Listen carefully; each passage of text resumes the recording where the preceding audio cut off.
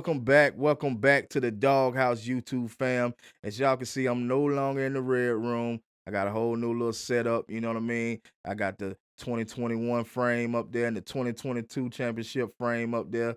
Then I got the celebration right there in the middle, man. I just want to do something different for my viewers.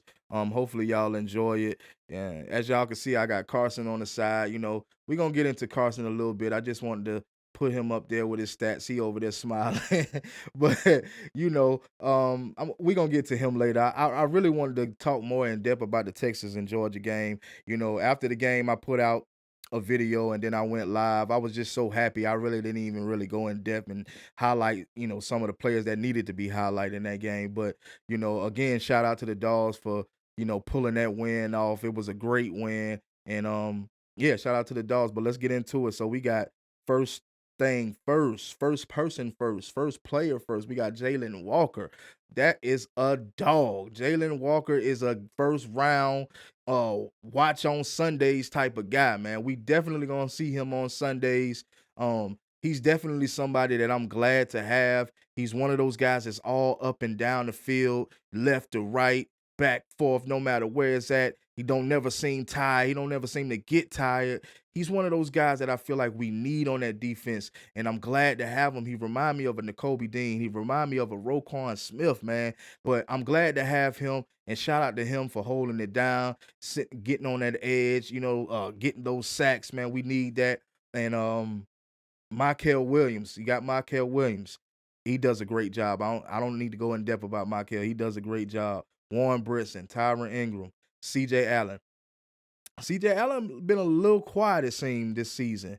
But I'm not saying as far as stats wise, but just from commentators and things like that, we haven't heard a whole lot. But sometimes you don't have to play a major role. Sometimes you can play a supporting cast role. You know what I mean? Somebody just to be there for the support. And I think that's what CJ Allen has been doing this season. Just being that support. Hopefully he'll start breaking out a little later on during the season. But right now he just been playing a supporting cast and he been doing his thing. So shout out to CJ Allen for that. All right, you got Raylan Wilson. You got Damon Wilson. Damon Wilson is another dog. I see it. I'm seeing the glimpses. Definitely in this past weekend game. I see the glimpses. He's number 10. Look out for him. Then you got, hopefully I'm saying this right, Jonel Oguro. So Jonel Oguro is number 8. Now, not it's a lot of rotation going on. So don't get me wrong in saying that he hasn't played, but I haven't seen a whole lot from him. But this past weekend, dude is a hard hitting dog. From what I've seen, he's a hard hitting dog. So y'all better stay tuned and watch out for him. Jonel Oguro, number 8. You know what I'm saying? Then you got KJ Bolden. KJ Bolden is out there doing his thing. He's a freshman. He's out there doing his thing. Then you got Dalen Everett. Now we got to stop right there. Dalen Everett. Sometimes Dalen Everett irks me. I, you know, I noticed that a lot of quarterbacks target his side, and we all know why they target his side. Majority of the time, he's not gonna defend it without a flag. You know what I mean? It seems like every time he does, uh, uh, um defend the ball. It's a pass interference or something. It's always something with Dalen Everett. I feel like he can be a great player. He just got to start working and doing a whole lot better. You know what I mean? Julian Humphrey, I put him in the same category as Dalen Everett. He's another guy I feel like he can't defend it without catching the penalty. So and then also he does this thing where he waits on the running back or the receiver or whatever, tight end, whatever. It's like he waits for the person to come to him. I've never seen a player do that. Wait for somebody to come. Instead of waiting, you need to go at the player. You know what I mean? You need to keep them behind the sticks, not in front of the sticks. Like, come on, y'all. But anyway, last but not least, we got hard hitting Dan Damn Jackson, man. That guy is a dog, like a real dog out there. We've been seeing Dan Jackson, and I was glad that he came back. I was glad that that he was healthy. You know what I'm saying? We've been seeing him.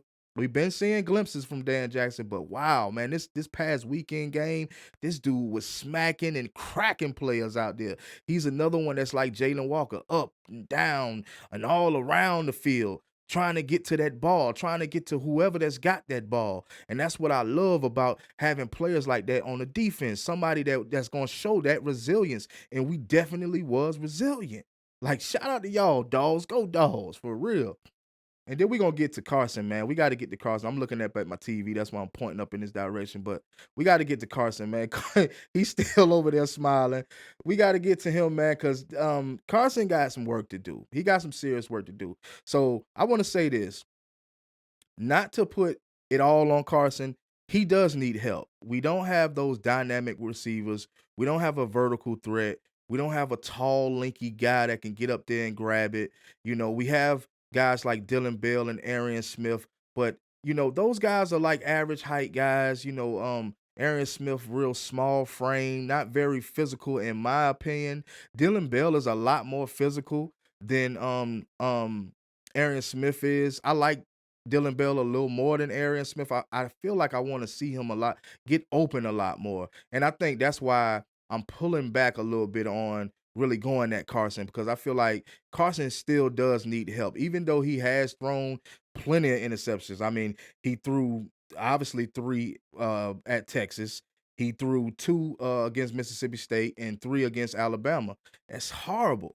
You know what I'm saying? He went 165 for 250 in the in the game this past weekend. So that's not real good, man. Like Carson got to do better. So even though he doesn't have the help, I still feel like he's missing players downfield from time to time. I feel like he's trying to squeeze it in tight windows. Some players is not even there yet, hadn't even turned around yet. Sometimes I just feel like he a little rocky. That's why when I look at the Texas and I see how they swap out Arch Manning and Quint Ewers, I'm like, damn, we need a backup that we can do that with from time to time. Yeah, we need our starter to be on game every game, true enough, but we need somebody that can step in for Carson if Carson's not doing well. And in the Texas game, the first half, I really did well, not necessarily the first half, but towards the second half, I started feeling like, man, he needs to come out. Like it seemed like damn near every throw could be an interception. So he's somebody that he's got to work way harder. He's the captain, so he's got to work way harder